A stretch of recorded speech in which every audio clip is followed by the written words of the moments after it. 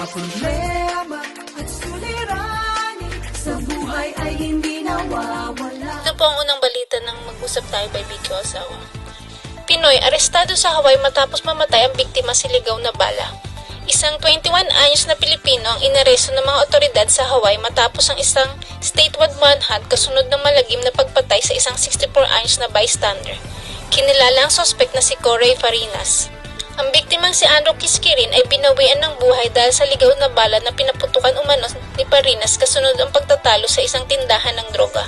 Lumabas sa investigasyon ng Honolulu Police. Naganap ang insidente pagkalipas ng alas 11 ng gabi, noong Enero 20. Tumugon ng patrol officer ng Honolulu Police sa isang ulat na pagtatalo sa Long Drug Store sa Waianae. Dumating ang mga pulis sa butika at nadiskubre na dalawang grupong sangkot sa alitan ang umalis ang magkahiwalay na sasakyan. Sinundan ng pangalawang grupo ang una at isang pasahero mula sa pangalawang grupo ang nagpaputok umano ng maraming round sa sasakyan ng unang grupo.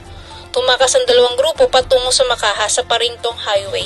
Nakatayo ang biktima sa kanyang driveway at nabiktima ng ligaw na bala sa insidente. Namatay siya on the spot. Sa una ay tinuturing na armado at mapanganib si Farinas ay umiwas sa mga otoridad sa loob ng ilang araw bago siya tuluyang nahuli.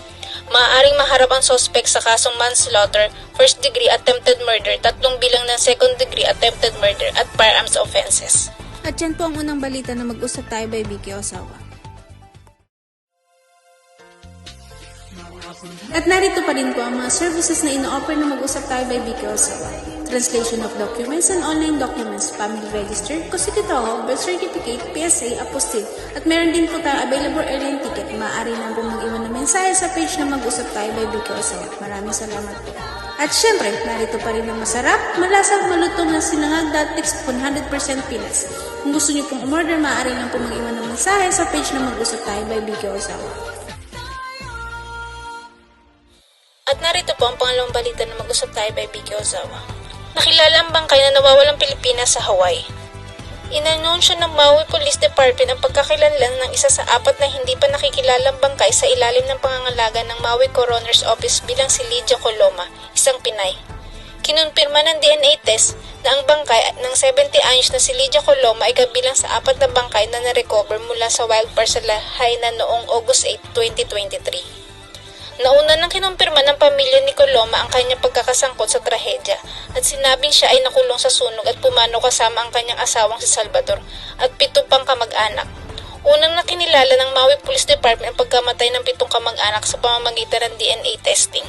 Buong puso na kinumpirma ng County ng Maui at ng Maui Police Department ang sumusunod na pagkakilanlan ng isa sa biktima ng sangkot sa insidente ng West Maui wildfire.